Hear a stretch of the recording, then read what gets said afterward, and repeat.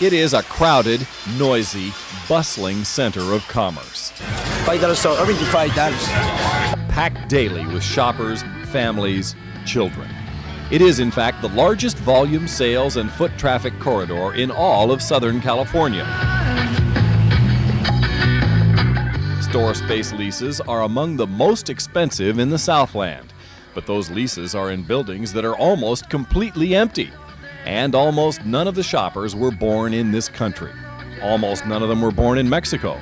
Almost all of them are from Central America. And as merchants, landlords, and community activists will tell you, LA's Broadway has now become America's front door, America's open house, and we're all being invited to attend.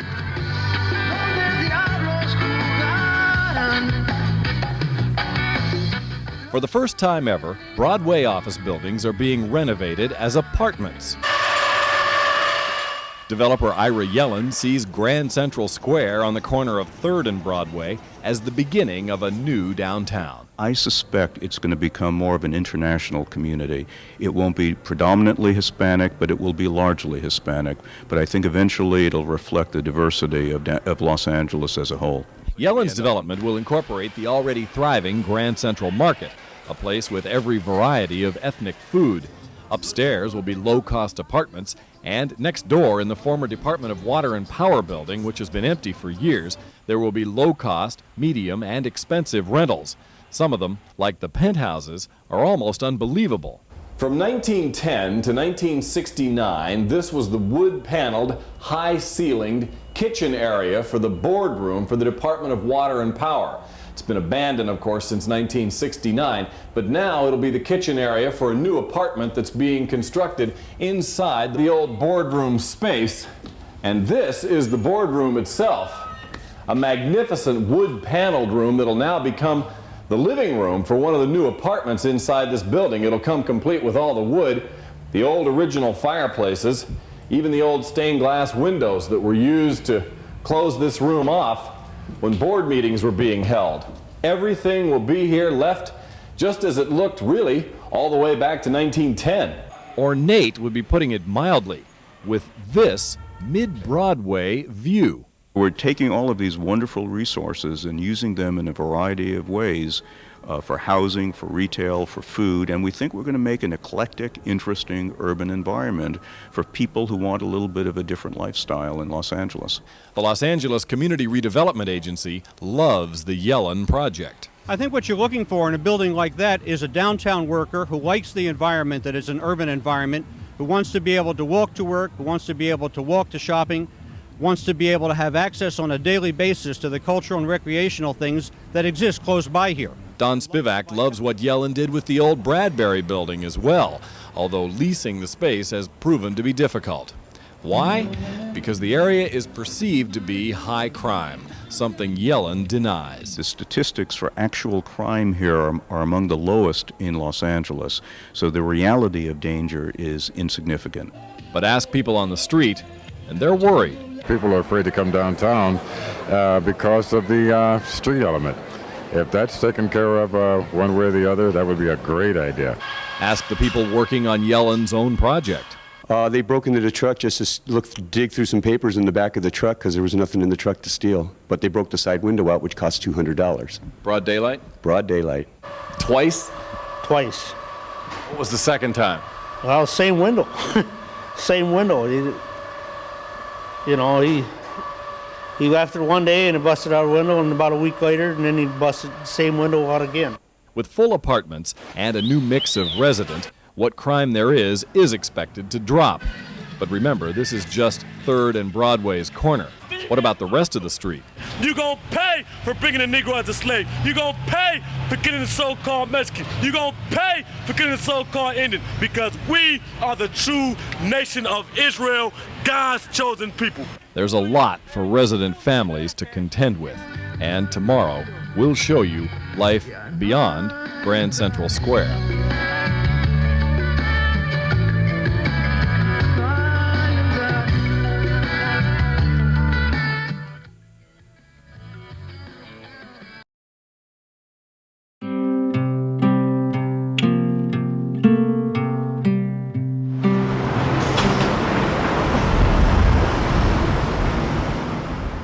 The apartments at 3rd and Broadway that will make up Grand Central Square will be finished early next year. And for anywhere from $400 to $2,000 a month, people can, for the first time, live on Broadway downtown. But life gets much more complicated as we move down the street, where the crowds, the music, and the overall scene becomes much more, shall we say, intense. Homosexual. Put the death. Gay. Put the death. Queers. Put the death. Lesbians. Put the death. Y la 107.5 presentándote a Maná.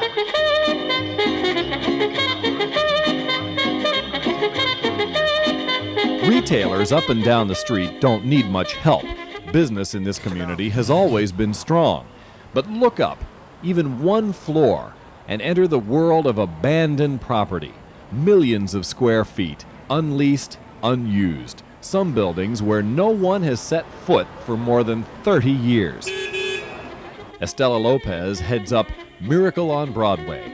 For 7 years, she has worked to improve the street and admits that these upper floors are her biggest challenge. What there have been are incremental steps toward the success that really is trying to address a problem that has been in existence for over 2, maybe 3 decades of straight deterioration of the street. That kind of deterioration takes a while to build back up. Estela organized Broadway into a business improvement district, or BID. Merchants donate to pay for street cleaning and to revitalize sluggish business areas. But any landlord here will tell you that Broadway office buildings are a challenge. It's a long process of getting tenants. You try to go out and find people who need to be in this area because of its proximity either to the Reagan State Building or proximity to City Hall, the ability to walk to all of these different locations, walk to the courthouse. Or you find people who are interested in the property simply because of its unique architectural, historic qualities. And those qualities on this street mean not just office buildings, but a collection of some of the most elaborate movie theaters ever built. Unfortunately, they now mostly look like this. The shining exception, though, belongs to this man, Dr. Gene Scott, who runs his worldwide television ministry from the United Artists Theater, a place that was a wreck when he took it over in 1990. Close to $3 million later, this is what Dr. Scott's ministry has done with the old United Artists Theater. Restored it to its original Moorish, Spanish grandeur. And the job in here is not finished yet. The seats still have to be brought up to the extraordinary quality of the rest of the theater. This is the first time the Scott ministry has ever allowed a TV camera to photograph in this building. But it's a job they are understandably proud of. Yes, it was a thrill to find this building. It was disappointing to find it in the state it was, but with perseverance and a commitment to excellence, we restored this church to its glory. But Gene Scott's theater is the exception. It's surrounded by the norm. Empty space best used by garment workers as a form of warehouse. At least those tenants are happy. The cost is much cheaper than New York, and you have the shipping facilities here, the warehousing facilities, which they allow you to ship from these buildings. So for me, I really don't see why people are so scared to come down here, but it just seems to be that way. It has been that way, and almost certainly the garment shops will have a future on Broadway. Garment industry in this town is very strong, but also being attacked from all sides. It is job creation when you talk about garment industry. Let's find a home for them, and if that home is in these buildings, then let's be adaptable and use it for those kinds of uses. But downtown planners don't want this street to be this strange mix of garment workers, furiously profitable shops, and lonely, forgotten upper floors. They want it to thrive more than that, even at night. And you'll see tomorrow why Broadway really becomes eerie when the last shopper has gone and the music is over.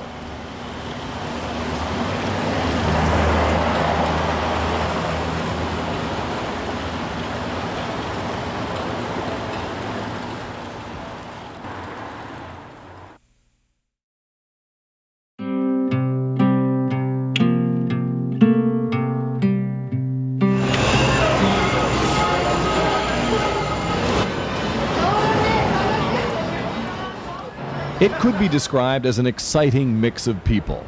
Lots of people. Broadway is alive and growing. in the morning and the afternoon, but not at night. If you live in the area, this becomes your world after dark.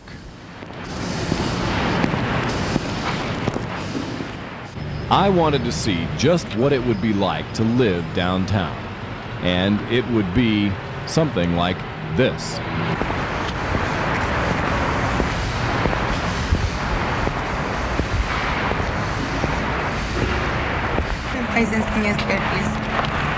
Let me look.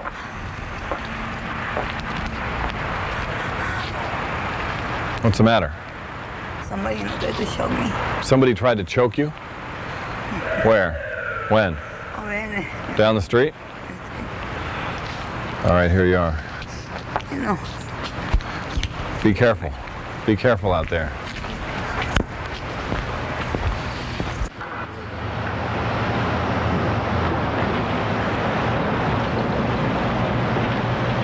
This is leather, and I give him a blanket. I don't want anything. You know, just hung up from Indianola, Mississippi. I've been here 3 days, and I can't go another day without eating. You came here from Mississippi? Indianola. Indianola, Mississippi, right in the Delta. Right in the Delta. I'll be darned. Yeah. What brought you here? I was supposed to have a job in an A few people on Broadway, even some children. But a block or two away, it seemed that walking might not be such a good idea. And even driving has its risks.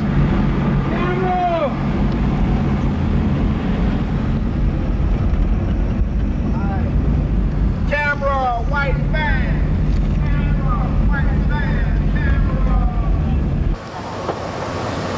Roll you over. Sit up.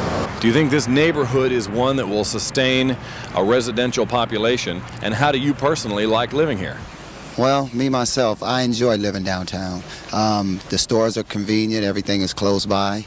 As far as putting that residential down here, I'm not sure that's a good idea.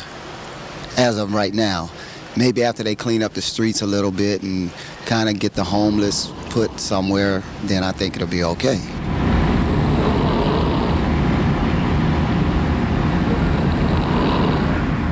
The homeless have to be moved. Even developers and every city official knows that before the area can change, that move has to be made. Otherwise, no one will believe Ira Yellen when he says, it is not dangerous. There's a perception of uncomfortableness, and I know people feel uncomfortable in the middle of the night, but the statistics for actual crime here are among the lowest in Los Angeles, so the reality of danger is insignificant. Back on Broadway, I continued my walk and was thinking about what Ira Yellen had to say. And believe it or not, as time went by, I started to understand. How you doing? All right. All right? That's all I got.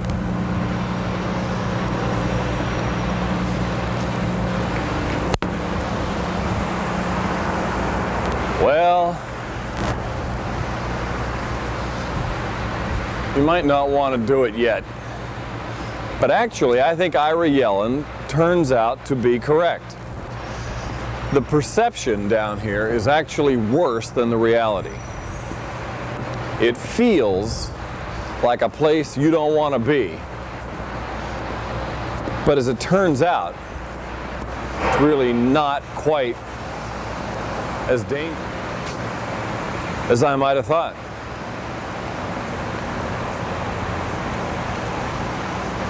I expected worse.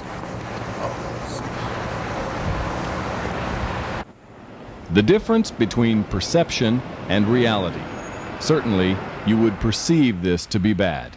In reality, there is police presence everywhere and not nearly as menacing a streak as you might imagine.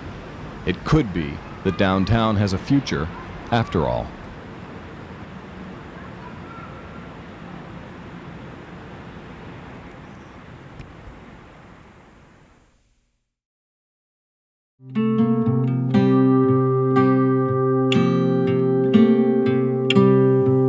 We've already shown you that the Gene Scott Television Ministry has beautifully refurbished the old United Artists Theater. Originally designed by Mary Pickford and Douglas Fairbanks Jr., the theater at Broadway and Olympic is also part of a spectacular office building that the Scott Ministry plans to renovate over the next few years. Absolutely. Again, as we approach 99, we will be taking over the 14-story office tower and turning it into the Pauline Institute of Los Angeles, and it will be totally restored the same way that the cathedral has been restored. Up the street, the next big project could get city approval this month. The Downtown Development Company wants the Broadway Arcade, which currently looks like this, to become the centerpiece of a block-long renovation including theaters and retail space. We have a project at the Spring Arcade and some theaters which will be up for a planning review within a couple of weeks, and we're hopeful that we'll get the approval to go ahead with that. And these projects, and a lot of people realizing that something has to be done, I think will create the momentum to make this a really great place to be. Next door, a new deli is already being done using original architecture. And the most ambitious project on the street is the Grand Central Square complex of market, parking, and new apartments. The $60 million job is set to open in the spring. That's when its developer, Ira Yellen, says the street will be off and running, and the slow process of bringing back the core of this city will begin. I love downtown Los Angeles. I believe in it, and I think we're going to create a great city here. You know, it'll start pulling together in the latter stages of my life, ultimately. I won't be here to see the potential of this city, but I'm convinced that we will have a great urban center for my children and grandchildren.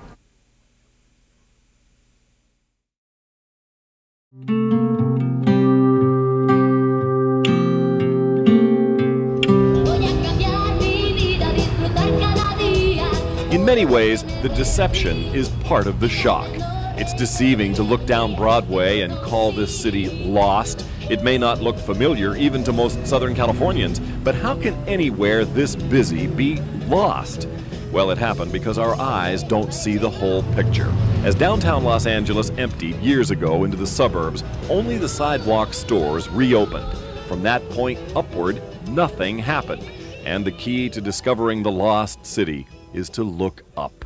The old Union Bank and Trust building at 8th and Hill Streets still shows the massive doorway of a bank, but the old lobby is now cut into little shops. They're nondescript at first, but above the old stone floors, 25 feet above, is a marvel of lost L.A.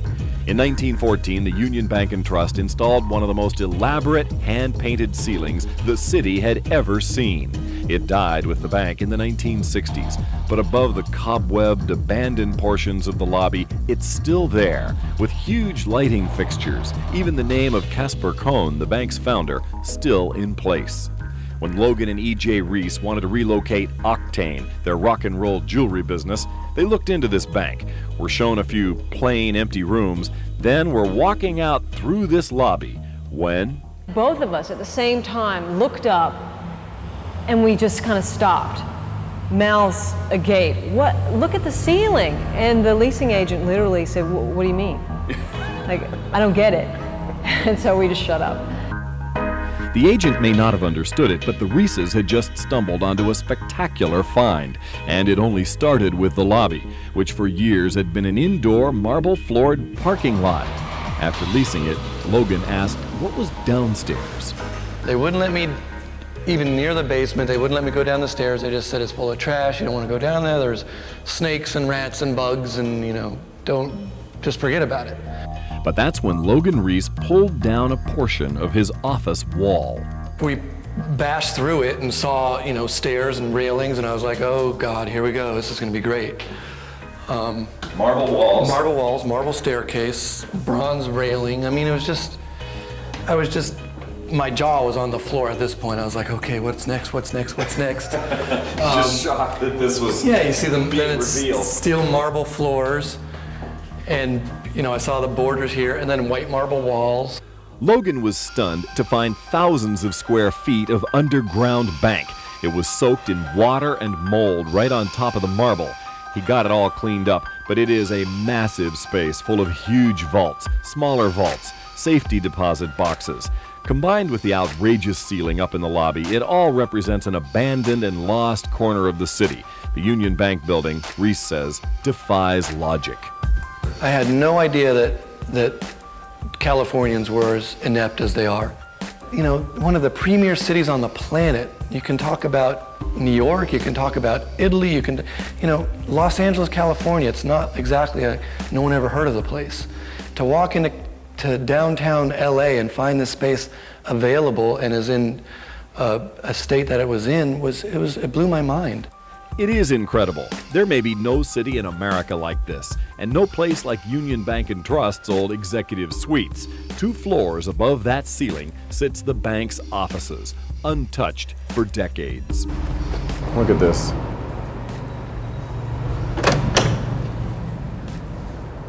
I suppose here's the president's office.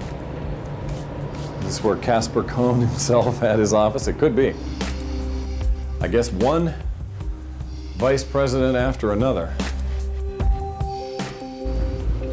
Water still works.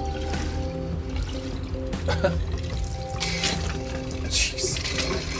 Well, it sort of works. And look at the size of that. Now there is a door that belongs in San Simeon. Right there. That's like a 600-pound slab of wood. As with much of the lost city, priceless workmanship is everywhere. But the building's owner says its abandoned and lost years may now be over. It got lost. There's definitely got lost, but I think it's on its way back fast. In fact, there's a lot of action happening down here now.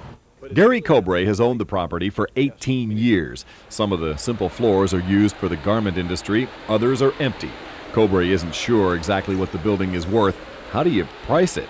He may sell the whole thing or take in a partner, but he knows the future here is reworking this palatial bank into apartments. Good idea? Yeah, absolutely. The city needs it. It's a great idea.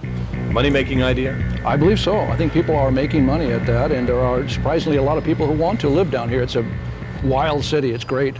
Got a good nightlife. Nightlife is only part of the driving force that's breathing new life into these lost places, and the single biggest job is just now getting underway. 4 blocks from the bank, a new city is being constructed, and you'll see what we mean coming up. In Los Angeles, David Jackson, ABC 7 Eyewitness News.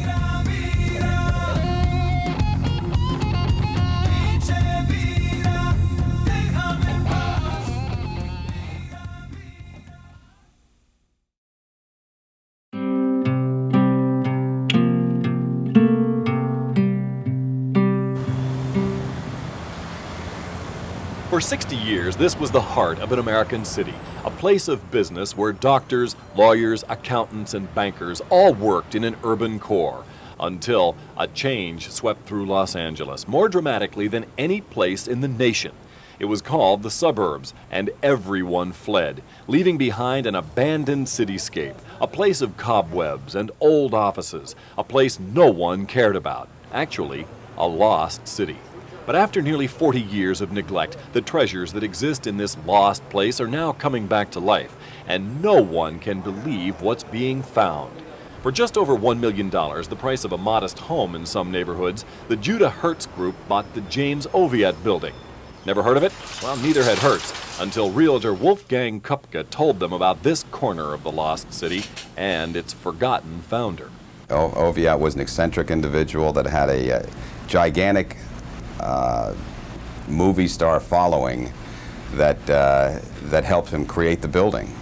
And what a spectacular creation. The new owners have taken James Oviatt's old men's store and turned it into the Cicada restaurant.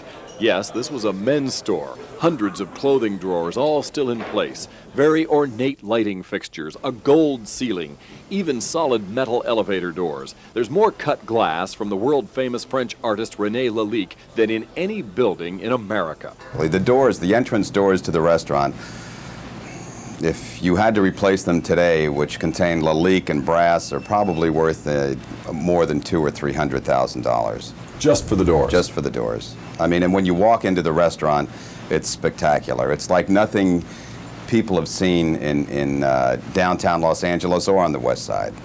Oviatt didn't stop with the downstairs store. He put in solid mahogany elevators and mahogany doors, even marble walls in the hallways.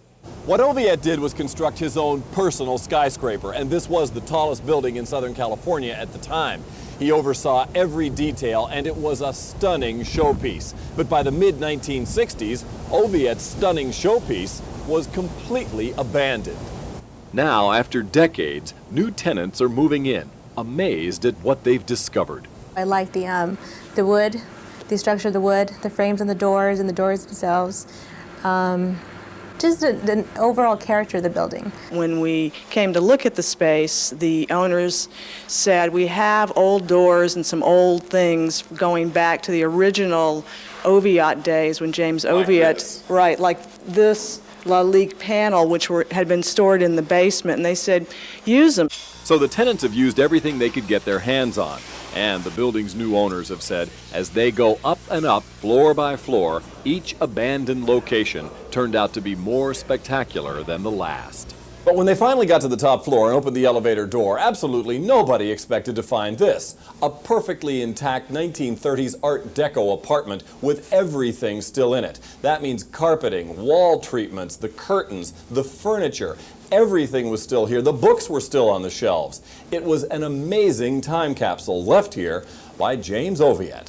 It seemed impossible. Here were hand-cut wooden floors, French-made windows and curtains, carved bathroom walls with marble everywhere, even around the sunken bathtub. Oviatt's handmade bed, cut to his 5-foot 6-inch frame, was still in place. And in the hallway, signed pictures from Darrell F. Zanuck, Cecil B. DeMille, Maurice Chevalier, Howard Hughes. It's something that belongs in a museum versus on the top of a building in downtown Los Angeles. It's just one building of the more than 200 abandoned in the lost city. One breathtaking find that's now been brought back to life. But what else is out there? What else is left to be found? Well, you will not believe it, but Eyewitness News will show you as we go further into the lost city. Moving, is it? Yeah, it is. Sure is. These vault doors they feel like they're worth $1 million.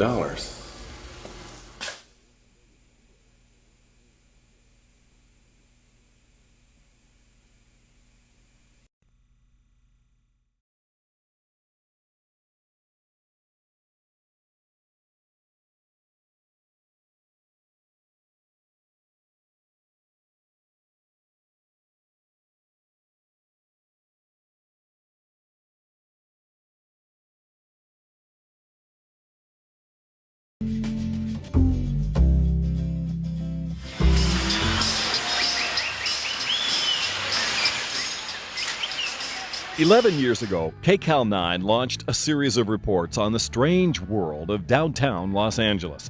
We expected it to be full of extremes, and it was.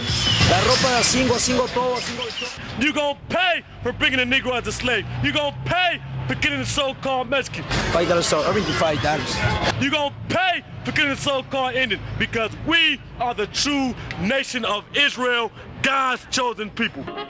The city's original downtown core had just gone through 100 years of spectacular upheaval. It had been the center of business in Southern California. Every type of business, from department stores to banks to a trip to the dentist, everything was centered in a large and active downtown LA. But when we toured it in the early 1990s, that business center was long gone, replaced by strings of tiny discount shops that were leased by Central American merchants at exorbitant rent from a shadowy collection of building owners who had left their properties totally abandoned above street level. We found more than 200 buildings that had been empty since the early 1960s. As Channel 9 found out, no American city had ever been left in this condition on this kind of a scale. And we learned that from this man. I think we're going to create a great city here. Ira Yellen, attorney, businessman, and an enthusiast who had a vision for downtown. Ira Yellen loved what the city used to be, and it was his dream that people should now live in the places where people used to work. Ira Yellen saw the future. I suspect it's going to become more of an international community. It won't be predominantly Hispanic, but it will be largely Hispanic. But I think eventually it'll reflect the diversity of Los Angeles as a whole. Yellen started work on the first apartments to be constructed inside an old, empty office building. 3rd and Broadway had been the home of the Department of Water and Power, but we watched a decade ago as the building was transformed. This is the boardroom itself, a magnificent wood-paneled room that'll now become the living room for one of the new apartments inside this building. It'll come complete with all the wood, the old original fireplaces, even the old stained glass windows that were used to close this room off when board meetings were being held. Everything will be here left just as it looked really all the way back to 1910. Yellen pioneered what downtown is becoming today. This is now that same boardroom. It's an apartment overlooking a building boom that is sweeping all across the core of this city. Clearly, Ira Yellen had to take some very bold steps back in the day. His labor force had to battle plenty of street crime. They broke into the truck just to dig through some papers in the back of the truck because there was nothing in the truck to steal. But they broke the side window out, which cost $200. Broad daylight? Broad daylight. Twice? Twice. What was the second time? Well, same window. But the 60-unit building was quickly filled with renters, paying between $600 and $1,800 a month. The Yellen gamble had paid off, and others were watching. Isn't lunch delicious? Isn't lunch the greatest thing here? Wouldn't you be willing to pay twice as much? New York architect Tom Gilmore figured if Yellen could make one building work, he could buy 6 neighboring empty structures and turn them into today's old bank district. The buildings would be cheap, the renovation would not. But first, the city had to pass an important new law, adaptive reuse, which means exactly what it says. Tom Gilmore can buy J.B. Lankersham's San Fernando building on Main Street and adapt the office building to reuse it as apartments. It has been a 5-year struggle. You know, in the last 5 years, I've learned an awful lot about what we do, you know, and so that initial optimism and vision, or whatever you want to call it, does get tempered by the reality of how unbelievably difficult it was to actually make it happen. But the driving force that made me feel that way is still really present in how I feel. I mean, I actually am more optimistic today than I was then. I think then it was optimism and dreaming combined, and now I think there's actually a lot less dreaming and a lot more optimism based on what effectively has occurred and what will occur over the next 10 years. Those years will probably be an accelerated version of what Tom Gilmore has already accomplished. Remember, Gilmore and Ira Yellen and some others who were in on the ground floor started in downtown Los Angeles with nothing. Abandoned space might look interesting, but the job of turning it into this kind of living area is huge. It is such a big undertaking that from 1998 until today, many involved in that transition fell by the wayside. Others survived. Others thrived, which leaves people like Tom Gilmore part of the way to their goal. Well, and people don't think I'm crazy anymore, which I think is a real plus, you know.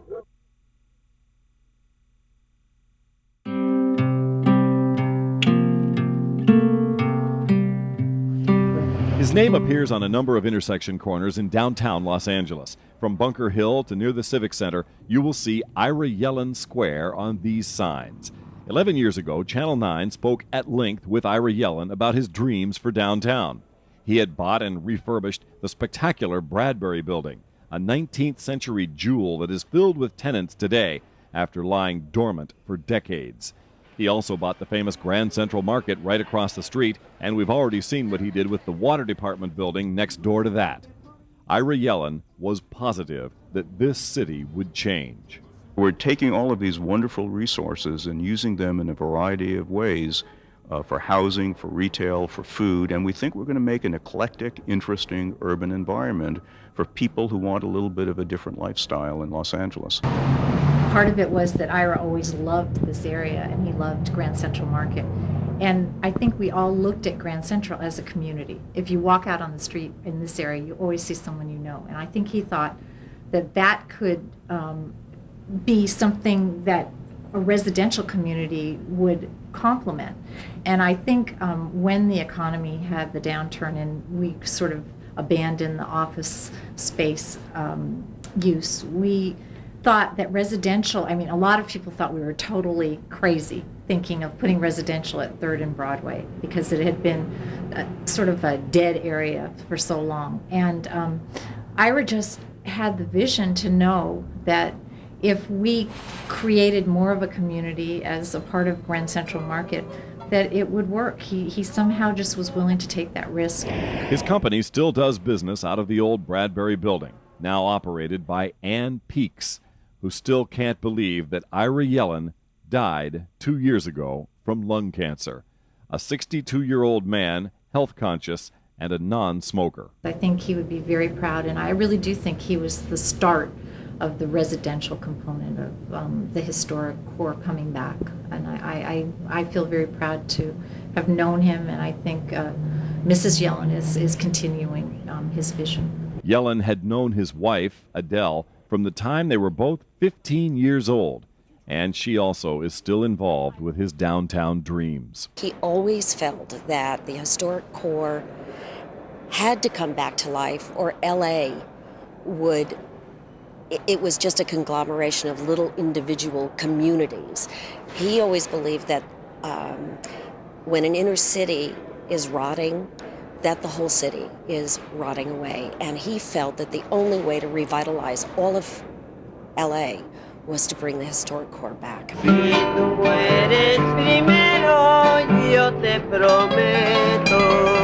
Ira Yellen did exactly that. His Grand Central Market is part of the success story. For 90 years, it has never had a bad day. The Bradbury is fully leased after his renovation of the structure, and you've seen what Yellen did to the old water department headquarters. His wife, Adele, knew that he was very proud of his work. It's such a thrill to see it all happening, and I must say that Ira, in the last year of his life, talked about the irony of seeing really everything change, come together, and that he wouldn't be here to see it all to fruition, but he just knew that it had started, that it was the concept of downtown had galvanized support, and there were people committed to coming downtown, and he was thrilled. He was just thrilled and at peace. He felt so excited for the city and sort of happy with the work he had done. Ira Yellen saw the emergence of downtown. He got to know the next wave of risk-taking owners like Tom Gilmore. But Ira Yellen had the good sense that this would take a long time to revitalize. He told us that 11 years ago, long before he had any health problems. He stated that he knew his dream may never be realized by him. I love downtown Los Angeles. I believe in it, and I think we're going to create a great city here. You know, it'll start pulling together in the latter stages of my life, ultimately. I won't be here to see the potential of this city, but I'm convinced that we will have a great urban center for my children and grandchildren. Ira Yellen died on the 1-year anniversary of the 9/11 attacks. He's been gone now for 2 years.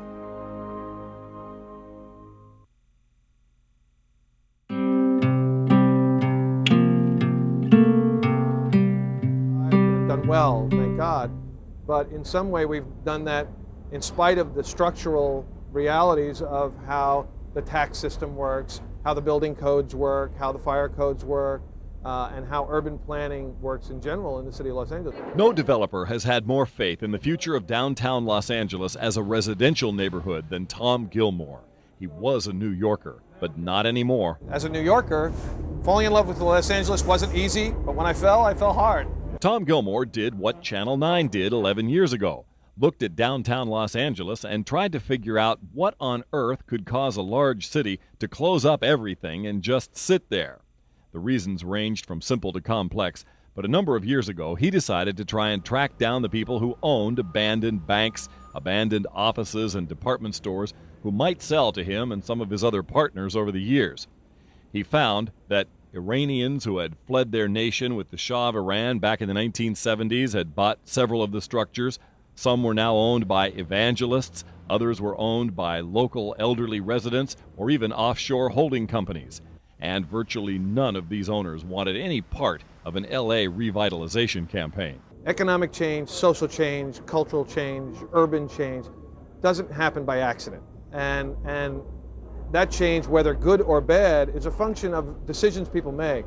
And I think a lot of the greed that drove downtown in the 60s, 70s, and 80s led to its ultimate decline, and I think that it took the same amount of force for good to begin to change it. And I think those original building owners really just sat on their buildings waiting to make a buck, and to some extent they were vindicated, which is amazing because ultimately they did make a buck after we all started to buy this stuff, but they didn't help. And it would have been nice if somebody had looked at this stuff and said, hey, you know what? I can be part of a change for good. I don't have to just wait for good to happen, and then I'll take advantage of the change. Gilmore pried 4th Street between Spring and Main away from some of the owners, and he also bought the old Lancashire San Fernando building and turned it into the old Bank District. He helped push through the city's adaptive reuse law in 1999, and with the considerable help of his wife, began turning empty space into this. Scores of loft-style apartments downtown, all for rent in the $1,000 to $2,500 a month range. He immediately was sold out. Like Ira Yellen before him, he drew a mix of residents who were hungry for city life. What is so good about it? I like the feel of downtown. I like that it's a city instead of the rest of LA that's just like a bunch of suburbs. It's a good city feel. It's convenient to pretty much everywhere in the city, and I like it. Yes. That's all that really matters. Do you like the big changes that it's going through? Like all of a sudden it's residential and a lot of people are going to live here? Oh, yeah, I'd much prefer that than being, crime-ridden streets down here. Absolutely. It's a nice change from what it was. Was it what you expected? Yes, it's been great so far, I think. It took a while to get the restaurant or to get the deli, but after that happened, there's been only good things happening. It's a little bit bothering sometimes, to have film industry shooting too much, but it's been really good. So you could see it as a long-term home, or as other people enjoy. Also, do your friends like it? What do they think? Everybody gets really impressed when they get to see the interior of my loft. It's like many of the lofts here, it looks like New York. So that's a good thing for us because we came from New York. Right now, dozens of buildings are being converted into rental apartments downtown. The huge subway terminal building alone will be more than 300 units. Approximately 8,000 units are now being constructed, all in the old abandoned city. Mr. Gilmore's neighborhood is definitely thriving, and so is he. It's been fulfilling. Oh, it's unbelievable. I mean, it's defined, the rest of my life, and I like it because I think ultimately, without sounding too stupid, I think ultimately it's meaningful. It counts. I think the city of LA, hopefully, is a better place because of what we're doing.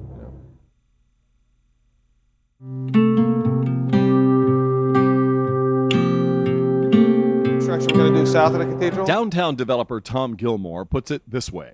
Well, and people don't think I'm crazy anymore, which I think is a real plus. The transition from abandoned buildings into apartment space is moving very fast. But what about condominium ownership? Gilmore's current buildings are all rentals, but he told partners that ownership units should work just as well. I saw downtown with all the infrastructure coming into downtown, all the highways, the subway system. It's the only place where you can have a diverse workforce. So I always thought downtown would have a life. And when I started doing that, timing was good, so we got lucky. Things worked out. As I got more and more interested in downtown, I started to look at residential. And when I saw what Tom did, I thought he was early, I thought he was very gutsy, I thought he had the vision, but it wasn't, when he started, it wasn't something I felt ready to do it. I walked down here, I thought he was a little nutty to even actually start doing it, in particular this corner. And fast forward a couple years, 2-3 years ago, I keeping an eye on it, then I saw what he did, I saw the fact that he could actually turn this corner into what it is today, then I knew this would work. Goodwin Gaw is from Hong Kong, and that gleaming city bears no resemblance to old downtown Los Angeles. So when Gaw considered buying downtown property to sell as condos, well, he frankly admits that it took a gambler like Gilmore to push the idea through.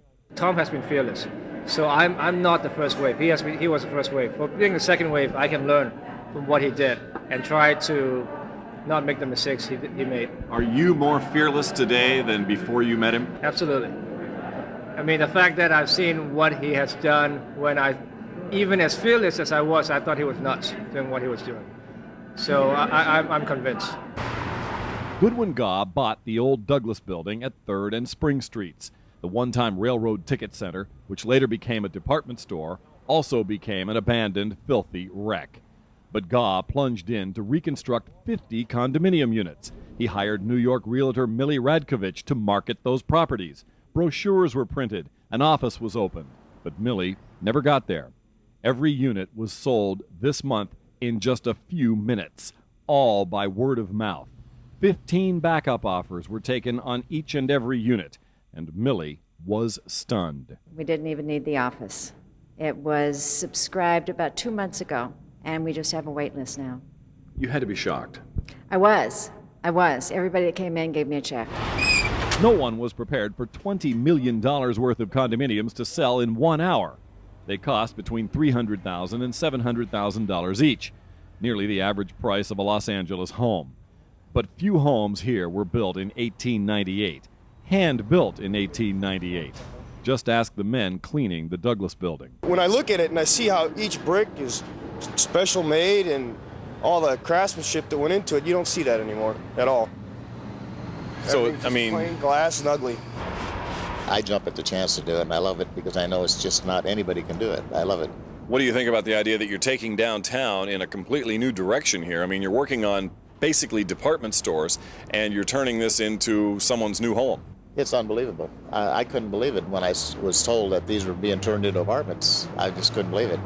Clearly, Southland residents are also beginning to take notice in this handiwork. That building sat there for 90 years. You probably never looked at it. Not that close, but now it's an eye grabber now when it's clean. It will be an eye grabber. They don't build buildings like that now. It's mainly cookie cutter, and mainly it's right angles. So you don't see curves in buildings very often. So it's a very unique building. And more stuff like this needs to be publicized. Yeah. It's not Pittsburgh and New York, it's Los Angeles. It has some old buildings. It is impressive and sold out in just 1 hour, all 50 units. What is the major hurdle that's left? I would hope that the politics doesn't get in the way. Some of these projects will be the 80-20 affordable market rate housing, and some of these projects will get built with subsidized financing from the government. And I'm a big believer that, look, if you want something from the government, you have to give something back. But I think there's a movement about this inclusionary zoning, and I think something like that, while the idea is sound, I think would stall the momentum. At the end of the day, the politicians need to be smart enough to not do anything to stall the momentum we're getting. Because right now there's a lot of developer, a lot of private money coming downtown to help make it work. I'm a big believer that we need every developer who wants to do it, let them do it. Because you need the critical mass to create a true living environment, to create a true neighborhood. Coming up later, we will meet some of downtown's newest residents and some of its oldest. Camera, white van. Camera, white van.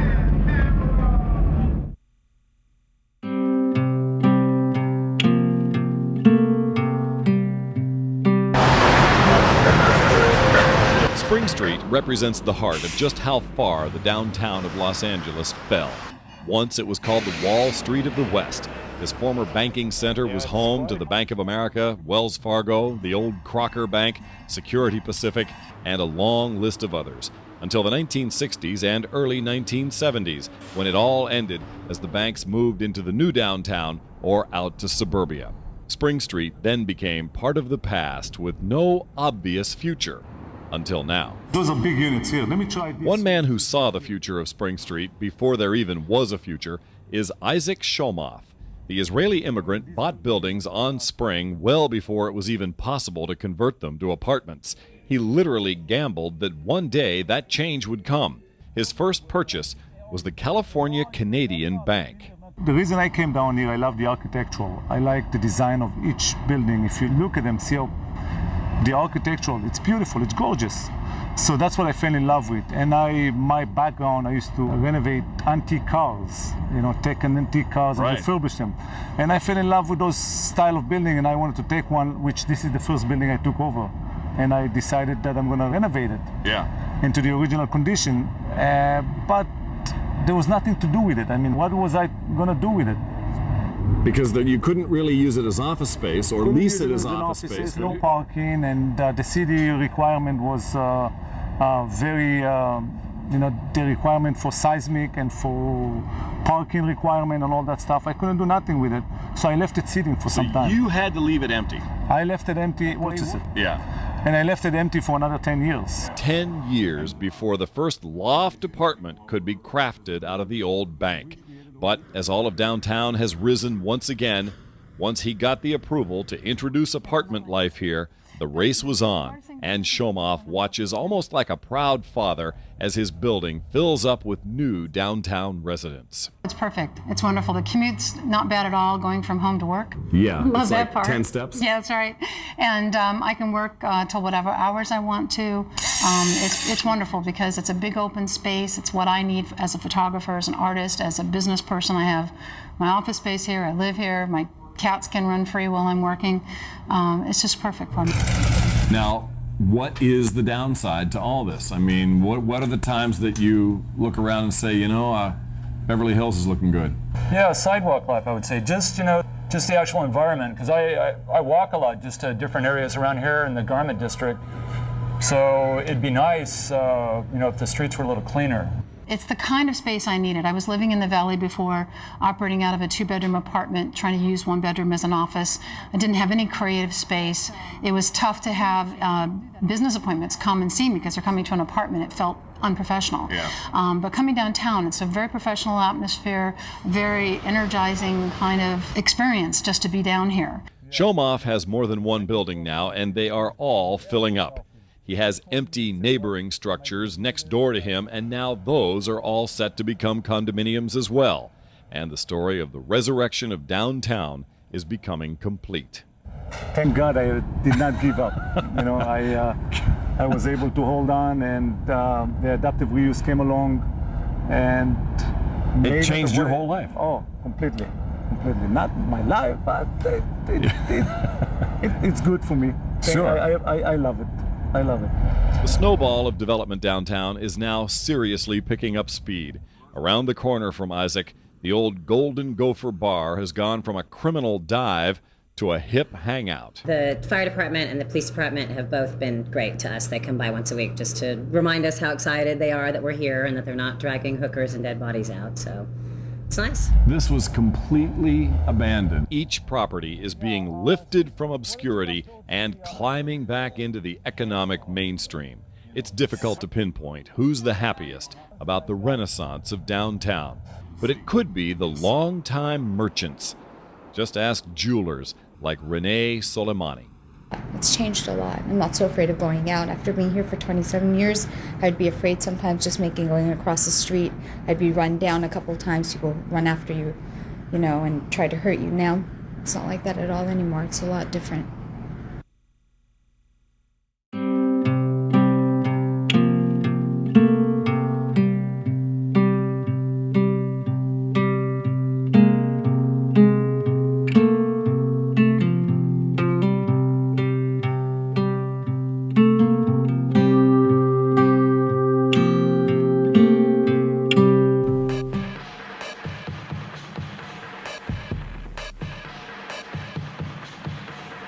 It looks like an old prison, or maybe a hospital, with air shafts penetrating down to painted-over skylights, a monstrous orange hulk that is one of the single biggest buildings buried in the lost city.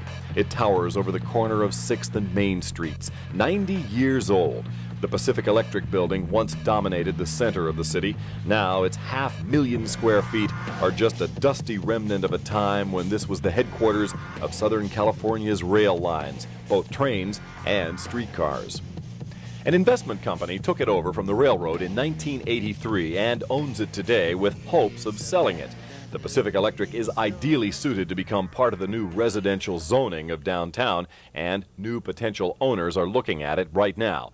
But as we looked through the vast empty place, we saw this. 610 South Main Street already has a resident. Exactly one resident. Bert Schoenberg, who lives in the old train station lobby in the one-time barber shop, and he loves his giant home.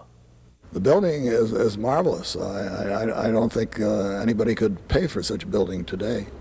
It's just fantastic, and you come across all sorts of goodies every once in a while that you didn't even realize that were here.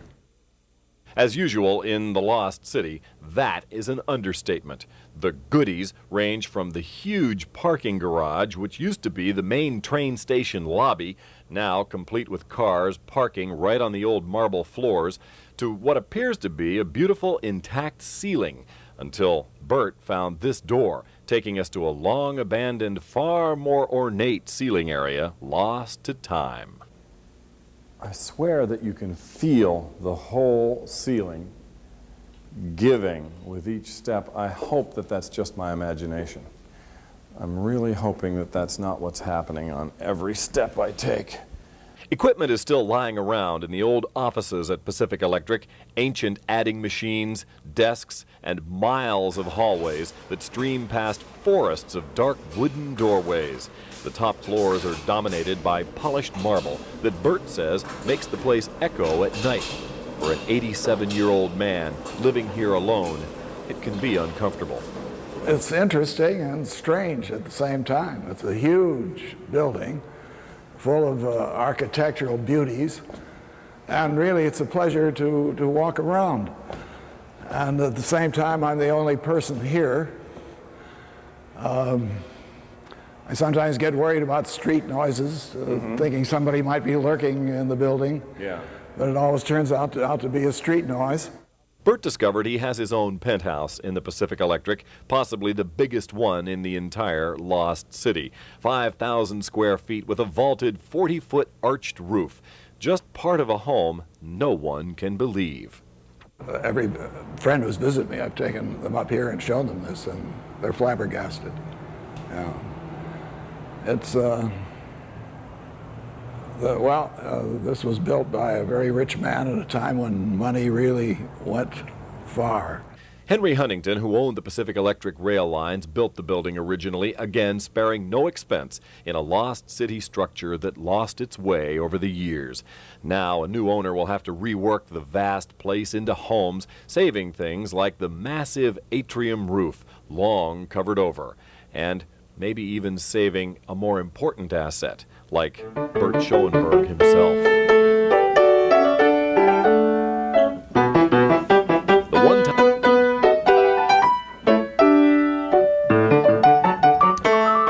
The one-time music major still plays his beloved Mozart piano pieces in his old barbershop home. It's often the only sound in the huge building. Bert doesn't care if the Pacific Electric finally becomes renewed housing. He just hopes that eventually there's room for him. No, I wouldn't mind at all. I would just hope that I'd be able to afford something in the area afterwards. Or maybe in the building. Maybe, yes.